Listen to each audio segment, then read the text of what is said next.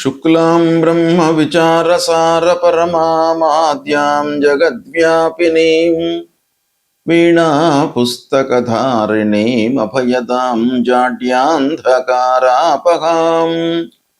హస్తే స్ఫాటికమాలికాం విదదతీం పద్మాసనే సంస్థితాం వందే తాం పరమేశ్వరీం భగవతీం బుద్ధిప్రదాం శారదాం. శ్రీ మహాగణాధిపతయే నమః. శ్రీ మహాసరస్వత్యై నమః. శ్రీ గురుభ్యో నమః. జూన్ మాసంలో గోచార ఫలితాలు ఎలా ఉన్నాయి అనే విషయాన్ని మనం తెలుసుకుందాం. జూన్ మాసంలో గ్రహస్థితి ఎలా ఉంది? గోచార ఫలితాలు ముఖ్యంగా 8 గ్రహాల యొక్క సంచారం పైన ఆధారపడి ఉంటాయి కాబట్టి ఈ 8 గ్రహాలు ఈ రాశులలో సంచరిస్తున్నాయి ఈ జూన్ మాసంలో అనేటువంటి విషయాన్ని మనము ప్రథమంగా చూసినట్టయితే, సూర్య భగవానుడు 15వ తారీఖు వరకు వృషభ రాశిలో సంచరిస్తున్నాడు. తదనంతరం మిథున రాశిలోకి ప్రవేశించి మాసాంతం వరకు కూడాను మిథున రాశిలో ఉంటున్నాడు. అంగారకుడు కుజగ్రహము జూన్ 20 వరకు మేషరాశిలో సంచరిస్తున్నాడు. తదనంతరం వృషభ రాశిలోకి ప్రవేశించి మాసాంతం వృషభ రాశిలో ఉంటున్నాడు. బుధుడు జూన్ 22 వరకు మిథున రాశిలో సంచరిస్తున్నాడు. తర్వాత కర్కాటక రాశిలోకి ప్రవేశించి మాసం చివరి వరకు కూడాను కర్కాటక రాశిలో ఉంటున్నాడు. దేవగురువు అయినటువంటి బృహస్పతి గురుగ్రహము జూన్ 2వ తారీఖున కర్కాటక రాశిలోకి ప్రవేశిస్తున్నది. తదనంతరం కర్కాటక రాశిలో ఉంటున్నాడు. శుక్రుడు 8 జూన్ వరకు మిథున రాశిలో ఉంటున్నాడు. తదనంతరం కర్కాటక రాశిలోకి ప్రవేశించి మాసం చివరి వరకు కూడాను కర్కాటక రాశిలో సంచరిస్తున్నాడు. శనైశ్చరుడు మీనరాశిలో సంచరిస్తున్నాడు. రాహువు కుంభరాశిలో సంచరిస్తున్నాడు. కేతువు సింహరాశిలో సంచరిస్తున్నారు. ఈ విధంగా ఈ ముఖ్యమైనటువంటి గ్రహాల యొక్క స్థితి ఈ జూన్ మాసంలో ఉంది. సింహరాశి వారికి జూన్ నెలలో గోచార ఫలితాలు ఎలా ఉన్నాయో తెలుసుకుందాం. ఈ జూన్ మాసంలో సింహరాశికి అధిపతి సూర్యుడు. ఈ సూర్యుడి యొక్క స్థితి చాలా డామినేట్ చేస్తుంది ఫలితాలపైన. రాశ్యాధిపతి మనకు అనుకూలంగా ఉన్నట్టయితే ఊహించని మంచి ఫలితాలు జరిగే అవకాశాలు ఉంటాయి.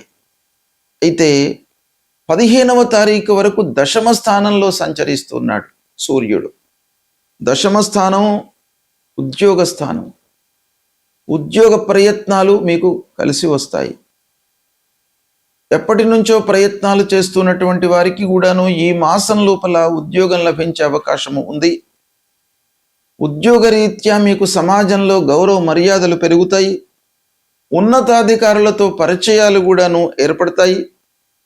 ప్రభుత్వ రంగంలో ఉన్నటువంటి వారికి, ప్రైవేట్ రంగంలో ఉన్నటువంటి వాళ్లకు, కార్పొరేట్ రంగంలో ఉన్నటువంటి వాళ్లకు కూడాను మంచి పేరు లభిస్తుంది ఈ మాసం లోపల. ఇక 15 తర్వాత ఏకంగా లాభస్థానంలోకి వస్తున్నాడు సూర్యుడు. ఇది కూడాను మీకు చాలా కలిసి వచ్చేటువంటి స్థితి.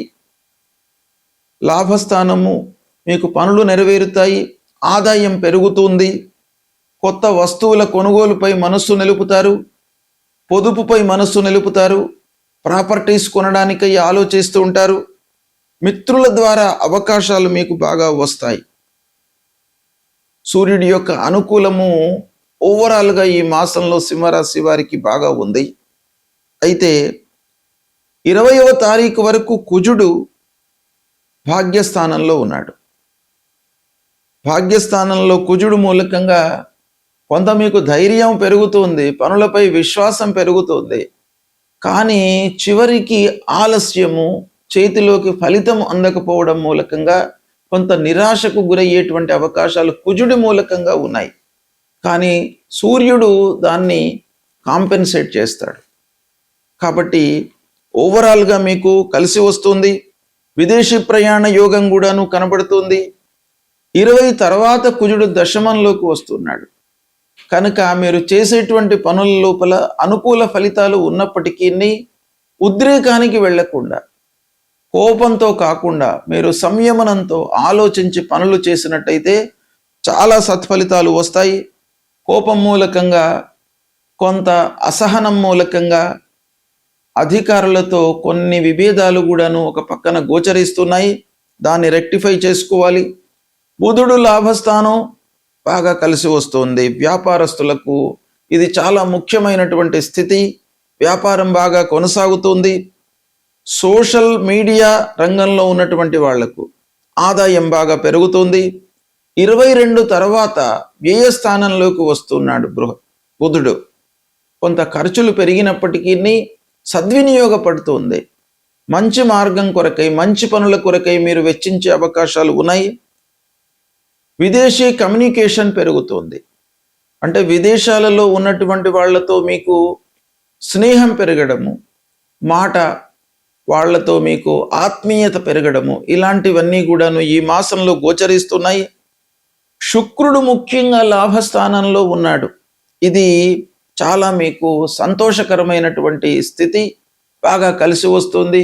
అనుకూలమైనటువంటి సమయము. దాని తర్వాత 8వ తారీఖు తర్వాత కూడాను వ్యయస్థానంలోకి వస్తున్నాడు శుక్రుడు. అది కూడాను మీకు బాగా కలిసి వస్తుంది. గోచార రీత్యా శుక్రుడు చాలా మంచి స్థితిలో ఉన్నాడు. సంతోషంగా ఉంటారు. అనుకూలమైనటువంటి వాతావరణము ఉంటుంది. భార్య పిల్లలతో మీరు సంతృప్తిగా ఉంటారు ఈ మాసం లోపల. అయితే ప్రధానమైనటువంటి గ్రహము గురుగ్రహము ఈ సింహరాశి వారికి వ్యయస్థానంలో ఉన్నాడు. అంటే ద్వాదశ స్థానంలో ఉన్నాడు. ఉచ్చలో ఉన్నప్పటికీ వ్యయస్థానంలో ఉండడం మూలకంగా ఊహించని ఖర్చులు ముందుకు రావడంతో కొంత మీరు ఇబ్బంది పడేటువంటి అవకాశం కూడాను ఒక పక్కన గోచరిస్తుంది. దాన్ని నియంత్రించుకోవాలి.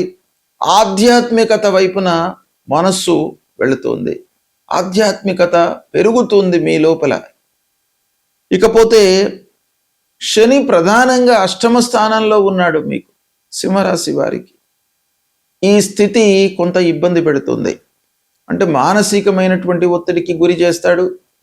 ఆకస్మికమైనటువంటి ఘటనలు, ఊహించని ఖర్చులు ముందుకు రావడము, ప్రతి పని లోపల కూడాను ఆలస్యాన్ని ఇస్తుంటాడు.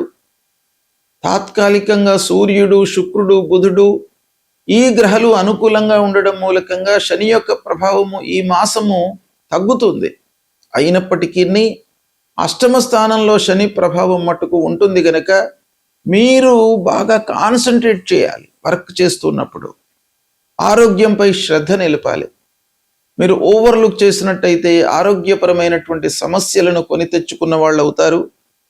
ఇక రాహువు విషయం ఆలోచించినట్టయితే సప్తమంలో రాహు కనుక పార్ట్నర్షిప్లో చేస్తున్నటువంటి వాళ్ళు, దంపతులకు కానివ్వండి, భార్యాభర్తల మధ్యన కొంత ఇబ్బందులు, గ్యాప్ ఏర్పడేటువంటి అవకాశాలు ఉంటాయి. కనుక దాన్ని మీరు రెక్టిఫై చేసుకోవడానికి మీరు ఓపెన్గా ఉండడం చాలా మంచిది. కేతు జన్మస్థానంలో ఉన్నాడు. జన్మస్థానంలో కేతువు ముఖ్యంగా మనిషిని నలుగురిలో సంచరించకుండా ఎలోన్గా ఉండడానికై ఎక్కువ ప్రాధాన్యతను, మన స్థితిని మీకు కల్పిస్తాడు కేతువు. దాని నుండి మీరు దూరం కావడానికి నలుగురితో కలిసి తిరగడము, దేవాలయాలకు వెళ్ళడము, యాక్టివ్గా ఉండడానికే మీరు ప్రయత్నాలు చేసుకున్నట్టయితే ఆ కేతు ప్రభావం తగ్గుతుంది. ఇక ఓవరాల్గా ఈ మాసంలో విద్యార్థులు కాన్సంట్రేషన్తో ఉండాలి. చదువు పైన కొంత కాన్సంట్రేషన్ తగ్గే అవకాశము ఉంది కనుక మీ వైపు నుంచి ఎఫర్ట్స్ మట్టుకు చాలా కావాలి. ఇక సివిల్ సర్వీసెస్కు ప్రిపేర్ అవుతున్నటువంటి విద్యార్థుల విషయం ఆలోచించినట్టయితే ఈ మాసంలో మీరు శ్రమించాలి. శ్రమిస్తే మీకు తదనుగుణంగా ఫలితాలు వచ్చే అవకాశం ఉంది. ఇకపోతే మేనేజ్మెంట్ రంగంలో ఉన్నటువంటి వాళ్లకు, వ్యాపారం చేస్తున్నటువంటి వాళ్లకు మిశ్రమైనటువంటి ఫలితాలు గోచరిస్తున్నాయి ఈ మాసంలో.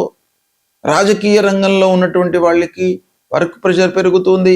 కార్యకర్తలతో, అధినాయకులతో కొన్ని ఇబ్బందులు గోచరిస్తున్నాయి.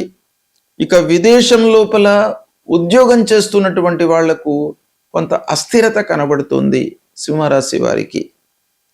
ఇకపోతే వివాహ ప్రయత్నాలు కొంత ఆలస్యంగా మీకు కుదురుతాయి, సఫలీకృతమవుతాయి. ఈ విధంగా సింహరాశి వారికి ప్రారంభం నుండి కొన్ని ఇబ్బందులు తలెత్తినప్పటికీ, ఆలస్యం ఉన్నప్పటికీ నెలాఖరు లోపల కొంత ప్రశాంతత మీరు పొందేటువంటి అవకాశం కనబడుతుంది. ఇలా ఈ మాసంలో ఉన్నటువంటి గ్రహస్థితిని మనం చూసినట్టయితే సింహరాశి వారికి ఒక 60% శుభ ఫలితాలు, 40% ప్రతికూలత గోచరిస్తుంది గనక కొంత జాగ్రత్తగా మీరు నిర్ణయాలు తీసుకుంటూ ప్రతి విషయాన్ని క్షుణ్ణంగా ఆలోచించి నిర్ణయాలు తీసుకోవడం చాలా అవసరము. ఈ సంవత్సరము ఉగాది నుండి జూలై 10వ తారీఖు వరకు, అంటే 10/7/2026 వరకు కాలసర్ప యోగము ఉంది. కాలసర్ప యోగము అనంటే రాహువు కేతువుల మధ్యన మిగతా గ్రహాలన్నీ కూడాను ఉండడం అన్నమాట. ఈ కాలసర్ప యోగము ప్రపంచవ్యాప్తంగా చాలా ఇబ్బందులను కలిగిస్తుంది. మన దేశీయంగా ఆలోచించినట్టయితే ఇరుగు పొరుగు దేశాలతో, అంటే మన భారతదేశానికి నైబర్ కంట్రీస్ అన్నమాట, బంగ్లాదేశ్ కానివ్వండి, పాకిస్తాన్ కానివ్వండి, ఇలాంటివి ఇరుగు పొరుగు దేశాలతో సత్సంబంధాలు లేకపోవడము, వాళ్లతో గొడవలు, కలహాలు ఇలాంటివి జరగడానికి అవకాశాలు బాగా ఉంటాయి. ఆ ఇరుగు పొరుగు దేశాల యొక్క అధినేతలతో కూడాను మనకు అభిప్రాయ భేదాలు వస్తాయి. వాళ్ళు అరాచకాలు సృష్టించడానికి అవకాశాలు బాగా ఉంటాయి. యుద్ధ వాతావరణము నెలకొంటుంది. ప్రజల లోపల ఒక భయానకమైనటువంటి వాతావరణం ఏర్పడుతుంది. జన నష్టము జరిగే అవకాశాలు ఉంటాయి. పంటలకు హాని, తదనుగుణంగా ఆర్థికపరమైనటువంటి ఇబ్బందులు, ప్రపంచవ్యాప్తంగా యుద్ధాలు, ఆ యుద్ధాల యొక్క పర్యవసానం మూలకంగా ప్రపంచమే కాకుండా మన దేశీయంగా కూడాను ఆర్థికపరమైనటువంటి ఇబ్బందులు ఈ కాలసర్పయోగం మూలకంగా సంభవించే అవకాశాలు ఉన్నాయి. దీన్ని అందరూ కూడాను దృష్టిలో పెట్టుకొని మన లెవెల్లో మనము ఏ విధంగా దీన్ని కంట్రోల్ చేసుకోవాలి.